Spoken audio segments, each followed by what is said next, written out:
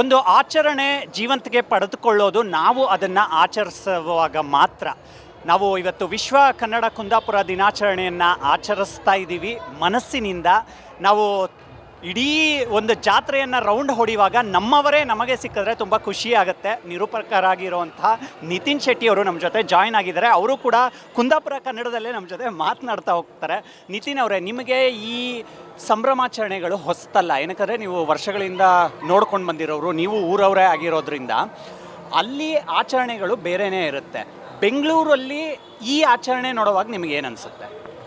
ಮೊದಲನೇದಾಗಿ ಎಲ್ರಿಗೂ ವಿಶ್ವ ಕುಂದಾಪುರ ದಿನದ ಹಾರ್ದಿಕ ಶುಭಾಶಯಗಳು. ಈಗ ನಂಗೆ ಖುಷಿ ಆಗ್ತಾ ಇಪ್ಪದೆ ಅಂತ ಹೇಳಿದ್ರೆ, ನಮ್ಮ ಒಂದು ಸಮುದಾಯ ಒಂದು ಚಿಕ್ಕದು. ಈಗ ಕುಂದಾಪುರ ಅಂತ ಹೇಳಿದ ಕೂಡಲೇ ಅದು ತುಂಬ ಚಿಕ್ಕ ಒಂದು ಕಮ್ಯುನಿಟಿ ಆಗಿರ್ಬೋದು, ಒಂದು ಪ್ರದೇಶ. ಆ ಪ್ರದೇಶ ಅನ್ನೋದು ಬೆಂಗಳೂರಿನಲ್ಲಿ ಸೇರಿದಾಗ ಅದೊಂಥರ ವಿಶೇಷನೇ. ಯಾಕಂದರೆ ನಾವು ಅಲ್ಲಿ ಆಚರಣೆಗಳು ನಮ್ಗೆ ಅಪರೂಪ ಆಗಿರುತ್ತೆ. ನಾವು ಎಲ್ಲ ಬೆಂಗಳೂರಿಗೆ ಬಂದು ಸೆಟ್ಲಾಗಿದ್ದು. ಸೊ ಸೆಟ್ಲಾಗಿ ನಮಗೆ ಅಲ್ಲಿನ ಆಚರಣೆಗಳು ಮರ್ತೋಗಿರುತ್ತೆ. ಆ ಮರ್ತೋಗಿರೋ ಆಚರಣೆನ ಮತ್ತೆ ನೆನಪು ಮಾಡುವಂಥ ಕೆಲಸ ಈ ಕುಂದಾಪುರ ಕನ್ನಡ ಹಬ್ಬ ಮಾಡ್ತಿತ್ತು. ನನಗೆ ಖುಷಿ ಆಯಿತು. ಎಂತಕ್ಕಂದರೆ ನಾನು ಹಬ್ಬ ಮಾಡ್ತಾಯಿಲ್ಲ, ಹಬ್ಬ ಇನ್ನು ಫ್ಯೂಚರಲ್ಲಿದೆ. ಈಗ ದಿನಾಚರಣೆನೇ ಇಷ್ಟು ಗ್ರ್ಯಾಂಡಾಗಿ ಮಾಡ್ತಿದ್ರು, ಇನ್ನು ಹಬ್ಬದ ಆಚರಣೆ ಇನ್ಯಾವ ರೀತಿಗೆ ಗ್ರ್ಯಾಂಡಾಗಿರುತ್ತಂತ ಒಂದು ಕುತೂಹಲ ನನ್ನ ಹತ್ರ ಇತ್ತು. ಈಗ ಬೆಂಗಳೂರಲ್ಲಿ 12 ಕಿಲೋಮೀಟ್ರಿಗೆ ಹೋದರೆ ಬೇರೆ ಬೇರೆ ಥರ ಕನ್ನಡಗಳನ್ನು ಮಾತಾಡ್ತಾರೆ. ನಾವು ಇಡೀ ಕರ್ನಾಟಕದಲ್ಲಿ ನೋಡಿದ್ರೆ ನಮಗೆ ಬೇರೆ ಬೇರೆ ಕನ್ನಡದ ಬೇರೆ ರೂಪಾಂತರಗಳು ಕಾಣಿಸ್ತಾ ಹೋಗುತ್ತೆ. ನೀವು ಕುಂದಾಪುರ ಕನ್ನಡನೂ ಮಾತಾಡ್ತೀರಾ, ತುಳುನೂ ಮಾತಾಡ್ತೀರಾ. ಬೆಂಗಳೂರು ಕನ್ನಡ ಇಲ್ಲಿ ಬಂದ ಮೇಲೆ ಅಡ್ಜಸ್ಟ್ ಆಗಿಬಿಟ್ಟಿದ್ದೀರಾ.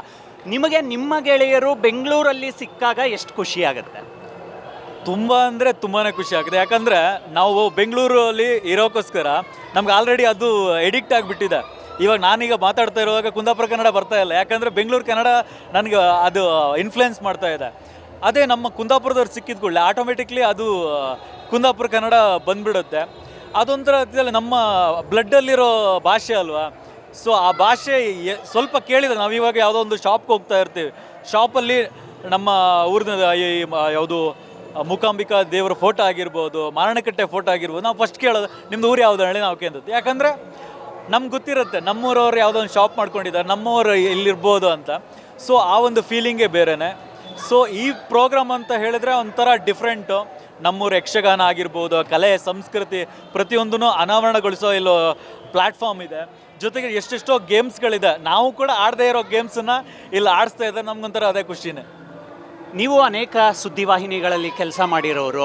ನಮಗೆ ನ್ಯೂಸ್ ರೂಮ್ಗಳಲ್ಲಿ ಕೂತಾಗ ಗೊತ್ತಾಗುತ್ತೆ, ನಮ್ಮ ಸುತ್ತಮುತ್ತ ತುಳು ಮಾತಾಡೋರು ಇರ್ತಾರೆ, ಕುಂದಾಪುರ ಕನ್ನಡ ಮಾತಾಡೋರು ಇರ್ತಾರೆ.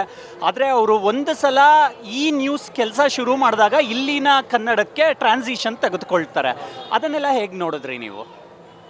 ಅದು ಆ್ಯಕ್ಚುಲಾಗಿ ನಾನು ಇನ್ಬಿಲ್ಟಾಗಿ ಹೋಗ್ಬಿಡ್ತಾ. ನಾನು ಫಸ್ಟು ಬೆಂಗಳೂರಿಗೆ ಬಂದಾಗ ಆಲ್ಮೋಸ್ಟ್ ನಾನು ಮಾತಾಡುವಾಗ ಕುಂದಾಪುರ ಸ್ಲ್ಯಾಂಗ್ ಇನ್ಫ್ಲುಯೆನ್ಸ್ ಆಗ್ತಾಯಿತ್ತು. ಅದು ಹೋಗ್ತಾ ಹೋಗ್ತಾ ಹೋಗ್ತಾ ಹೋಗ್ತಾ ಚೇಂಜ್ ಓವರ್ ಆಯಿತು. ಆ್ಯಂಡ್ ನಾವು ಮೀಡಿಯಾಗೆ ಬಂದಾಗ ಫಸ್ಟ್ ನಮ್ಮ ಭಾಷೆನೇ ಮುಖ್ಯ ಆಗಿರುತ್ತೆ. ನಾವು ಅವ್ರು ಹೇಗೆ ಒಂದು ವರ್ಡ್ಸನ್ನು ಹೇಳ್ತೀವಿ, ಯಾವ ರೀತಿಯಾಗಿ ರೆಪ್ರೆಸೆಂಟ್ ಮಾಡ್ತೀವಿ, ಒಂದು ನ್ಯೂಸನ್ನು ಮಾಡಬೇಕಂತ ಹೇಳಿದ್ರೆ ಈ ರೀತಿಯಾಗಿ ಪ್ಯಾಟರ್ನಲ್ಲಿ ಹೋಗಬೇಕಾಗತ್ತೆ. ಭಾಷೆನೂ ಅಷ್ಟೇ ಮುಖ್ಯ ಆಗಿರುತ್ತೆ.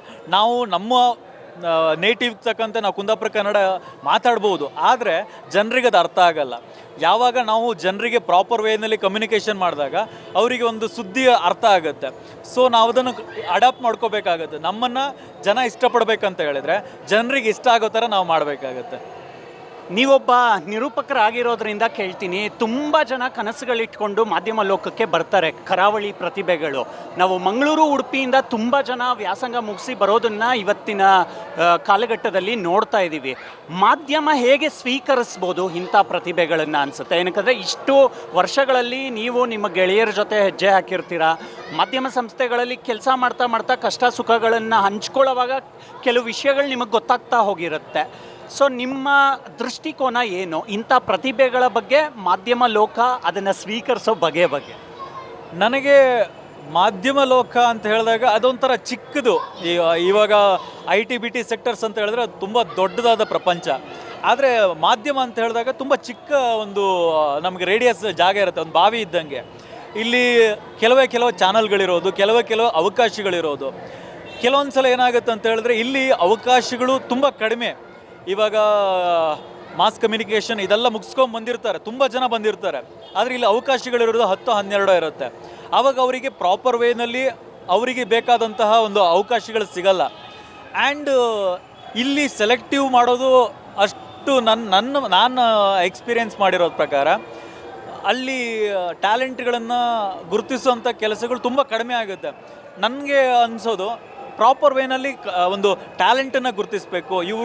ಇವ್ರಿಗೆ ಈ ಥರ ಸೂಕ್ತನಾ, ಇವರಿಂದ ಏನು ಕಂಟೆಂಟ್ ಇದೆ, ಇದು ನಮ್ಮ ಮಾಧ್ಯಮಕ್ಕೆ ಸೂಕ್ತನಾ ಅಂಥದ್ದನ್ನು ಗುರುತಿಸುವಂಥ ಕೆಲಸಗಳು ಮತ್ತೆ ಜಾಸ್ತಿ ಆಗಬೇಕು. ಆವಾಗಲೇ ಒಬ್ಬ ಟ್ಯಾಲೆಂಟಿಗೆ ಸರಿಯಾದ ಒಂದು ಪ್ಲ್ಯಾಟ್ಫಾರ್ಮ್ ಸಿಗುತ್ತೆ, ಅವನು ಒಂದು ಗುರುತಿಸ್ಕೊಳ್ಳೋದಕ್ಕೆ ಒಂದು ಅವಕಾಶ ಸಿಗುತ್ತೆ. ಇಲ್ಲಿ ಏನಾಗ್ತಾ ಇದೆ ಅಂತ ಹೇಳಿದ್ರೆ, ನಾನು ಹೇಳಬಾರ್ದು, ಈಗ ನಮ್ಮ ಕಡೆಯವರು, ನಿಮ್ಮ ಕಡೆಯವರು, ನಮ್ಮ ಜಾತಿಯವರು, ಇವ್ರ ಜಾತಿಯವರು ಆ ಥರ ಜಾಸ್ತಿ ಆಗ್ತಾ ಇದೆ. ಅದಕ್ಕೆ ಹೋಗಬೇಕು, ಅವಕಾಶಗಳು ಕೊಡಬೇಕಂತ ಹೇಳಿದರೆ ಅವನಿಗೆ ಆ ಒಂದು ಪದವಿಗೆ ಅರ್ಹನಾಗಿರಬೇಕು. ಅರ್ಹನಿಗೆ ಕೆಲಸ ಕೊಟ್ಟರೆ ಅವನು ಅದಕ್ಕಿಂತ ಡಬಲ್ ಎಫರ್ಟಲ್ಲಿ ಕೆಲಸ ಮಾಡ್ತಾನೆ. ಅರ್ಹನಲ್ಲದೆ ಅವ್ನು ಮಾಡ್ಬೋದು, ಆದರೆ ಅವನಿಂದ ಅಷ್ಟರ ಪ್ರಮಾಣದಲ್ಲಿ ಎಕ್ಸಿಕ್ಯೂಷನ್ ಸಿಗಲ್ಲ, ನಮಗೇನು ರಿಸಲ್ಟ್ ಬೇಕಿರುತ್ತೆ ಎಂಡ್ ರಿಸಲ್ಟ್ ಅಷ್ಟೊಂದು ಸಿಗಲ್ಲ. ಸೊ ಯಾರ್ಯಾರಿಗೆ ಒಳ್ಳೆ ಟ್ಯಾಲೆಂಟ್ ಇದೆ ಅವ್ರನ್ನ ಅತಿ ಹೆಚ್ಚಾಗಿ ಗುರುತಿಸುವಂಥ ಕೆಲಸ ಮಾಧ್ಯಮಗಳು ಮಾಡಬೇಕು ಅಂತ ನನ್ನ ಅನಿಸಿಕೆ. ಕೊನೆಯದಾಗಿ ಸಂಸ್ಕೃತಿಯ ಅನಾವರಣ ಕುಂದಾಪುರ ಆಚರಣೆಯಲ್ಲಿ ಆಗ್ತಾ ಇದೆ ಅಂತ ಅಂದ್ಕೊಳ್ಳೋಣ. ಬಂಟರ ಸಂಘದಲ್ಲಿ ಇದ್ದೀವಿ. ಎಲ್ಲ ಸಂಸ್ಕೃತಿಗಳ ಒಂದು ಮೂಲ ನೆಲೆಗಟ್ಟು ಕೂಡ ಇದೇ ಆಗಿರುತ್ತೆ, ನಾವು ಒಗ್ಗಟ್ಟಾಗಿರಬೇಕು ಅಂತ.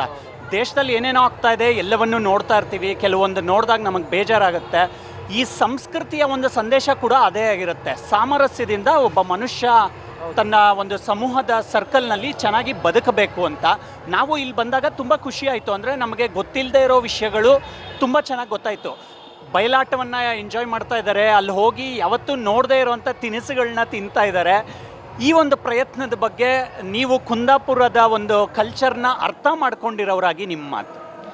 ಈ ಥರ ಕಾರ್ಯಕ್ರಮಗಳು ಆಗ್ತಾ ಇರಬೇಕು. ಇದು ಕೇವಲ ಕುಂದಾಪುರಕ್ಕೆ ಮಾತ್ರ ಸೀಮಿತ ಅಲ್ಲ, ಪ್ರತಿಯೊಂದು ಇಡೀ ನಮ್ಮ ಕರ್ನಾಟಕದಲ್ಲಿ ಇಡೀ 60 ಕಿಲೋಮೀಟ್ರಿಗೆ ಪಾಸಾಗಿದ್ದ ಕೂಡಲೇ ಒಂದು ಭಾಷೆ ಇದೆ, ಒಂದು ಕಲ್ಚರ್ ಇರುತ್ತೆ, ಅವ್ರದ್ದು ಆಚರಣೆಗಳಿರುತ್ತೆ. ಆ ಆಚರಣೆಗಳೆಲ್ಲವೂ ಕೂಡ ಬೆಳಿಬೇಕು, ಉಳಿಬೇಕು ಅಂತ ಹೇಳಿದರೆ ಈ ಥರ ಒಂದು ಗ್ಯಾದರಿಂಗ್ ಕೆಲಸ ಮಾಡಬೇಕು, ಅದನ್ನು ಆಚರಿಸುವಂಥ ಕೆಲಸವನ್ನು ಮಾಡಬೇಕು. ನಾವು ಭಾಷೆಯನ್ನು ಮಾತಾಡಿಲ್ಲ ಅಂತ ಹೇಳಿದರೆ ಆ ಭಾಷೆ ಉಳಿಯಲ್ಲ. ಇವಾಗ ನಾವು ಬೆಂಗಳೂರಿಗೆ ಬಂದಿದ್ದೀವಿ, ಬೆಂಗಳೂರು ಕನ್ನಡ ಅಡಾಪ್ಟ್ ಮಾಡ್ಕೊಂಡಿದ್ದೀವಿ, ಬಟ್ ನಾವು ಮಾತಾಡಿದಾಗ ಆ ಭಾಷೆ ಉಳಿಯುತ್ತೆ. ಸೊ ಆ ಥರ ಕೆಲಸಗಳು ಎಲ್ಲ ಕಡೆನೂ ಆದರೆ ತುಂಬ ಚೆನ್ನಾಗಿರುತ್ತೆ. ಎಲ್ಲರೂ ಒಗ್ಗಟ್ಟಾಗಿರಿ. ಇಲ್ಲಿ ಜಾತಿ ಧರ್ಮ ಇದು ಯಾವುದ್ರೂ ನಾವು ಬೌಂಡ್ರೀಸನ್ನು ಹಾಕ್ಕೊಳ್ದೇನೆ ನಾವೆಲ್ಲರೂ ಒಂದೇ ಅನ್ನೋ ರೀತಿಯಲ್ಲಿ ನಾವಿದ್ದರೆ ಖಂಡಿತವಾಗ್ಲೂ ಕೂಡ ಒಳ್ಳೆಯ ಸಮಾಜನ ನಾವು ಕಟ್ಟೋದಕ್ಕೆ ಆಗುತ್ತೆ. ಇವತ್ತು ಸ್ವಾತಂತ್ರ್ಯ ದಿನಾಚರಣೆ, ಈ ದಿನವೇ ಈ ಒಂದು ಕಾರ್ಯಕ್ರಮ ಇರೋದು ಒಂಥರ ಖುಷಿನೇ. ಎಲ್ಲರೂ ಸೇರಿದ್ದಾರೆ.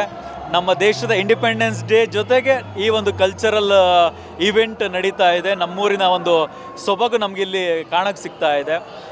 ಸೊ ಎಲ್ಲರೂ ಕೂಡ ಒಗ್ಗಟ್ಟಾಗಿರಿ. ಇಲ್ಲಿ ಬೌಂಡ್ರೀಸ್ ಯಾರನ್ನೂ ಹಾಕ್ಕೊಳ್ಳೋದಕ್ಕೆ ಹೋಗಬೇಡಿ. ಜೀವನದಲ್ಲಾಗಿರ್ಬೋದು, ಹೊರಗಡೆನೂ ಆಗಿರ್ಬೋದು, ಬೌಂಡ್ರೀಸ್ ಹಾಕೋಬೇಡಿ. ಬೌಂಡ್ರಿಯಿಂದ ಓಪನ್ ಹಾರ್ಟೆಡ್ ಇದ್ದಾಗ ನಾವು ಎಲ್ಲರನ್ನೂ ಸ್ವೀಕರಿಸ್ಕೊಳ್ತೀವಿ. ಯಾವಾಗ ನಾವು ಸ್ವಲ್ಪ ಕಂಜೆಸ್ಟೆಡ್ ಆಗಿದ್ಬಿಡ್ತೀವಿ, ನಮ್ಮ ಜೀವನನೂ ಚಿಕ್ಕದಾಗಿಬಿಡುತ್ತೆ, ನಮ್ಮ ಸೊಸೈಟಿನೂ ಚಿಕ್ಕದಾಗಿಬಿಡುತ್ತೆ. ನಾವು ನಾರ್ಮಲಾಗಿ ನೋಡ್ತಾ ಇರ್ತೀವಿ, ಒಂದು ಅಪಾರ್ಟ್ಮೆಂಟಲ್ಲಿ ಇರ್ತೀವಿ, ಅಪಾರ್ಟ್ಮೆಂಟಲ್ಲಿ ಆಪೋಸಿಟ್ ಮನೆಯವ್ರು ಯಾರಂತ ಅವ್ರಿಗೆ ಗೊತ್ತಿರಲ್ಲ. ಅಂದರೆ ಬರ್ತಾರೆ, ವರ್ಕ್ ಮಾಡ್ತಾರೆ, ಹೋಗ್ತಾರೆ, ಅದೇ ಥರ ಇದ್ಬಿಡ್ತಾರೆ. ಬಟ್ ಅದೇ ನಾವು ಎಲ್ಲರೂ ನಮ್ಮವರು ಅಂತ ನಾವು ಸ್ವೀಕರಿಸಿದಾಗ ಅಲ್ಲೊಂದು ಒಳ್ಳೆ ಸೊಸೈಟಿನ ನಾವು ನೋಡೋಕ್ಕೆ ಸಿಗುತ್ತೆ. ಭಾಷೆ ನಮ್ಮ ಬದುಕು, ಒಂದಾಗಿರೋಣ ಅನ್ನುವಂಥ ನಿಮ್ಮ ಮಾತು ನನಗೆ ತುಂಬ ಇಷ್ಟ ಆಯಿತು. ಸಿಗ್ತಾ ಇರೋಣ, ಕಂಟೆಂಟ್ ಇಸ್ ದ ಕಿಂಗ್ ಅಂತ ನಂಬೋರು ನೀವು. ನಿಮ್ಮ ಎಲ್ಲ ಕಂಟೆಂಟ್ಗಳು ಕೂಡ ಗೆಲುವಿನ ಹಾದಿ ಮುಟ್ಲಿ. Thank you so much for your time. Thank you. ಇವಿಷ್ಟು ನಿರೂಪಕರಾಗಿರುವಂತಹ ನಿತಿನ್ ಶೆಟ್ಟಿ ಅವರ ಮಾತುಗಳು. ಕ್ಯಾಮ್ರಾ ಪರ್ಸನ್ ಅನಿಲ್ ಜೊತೆ ಮಾವಳ್ಳಿ ಕಾರ್ತಿಕ್, ನ್ಯೂಸ್ ಬೀಟ್ ಬೆಂಗಳೂರು.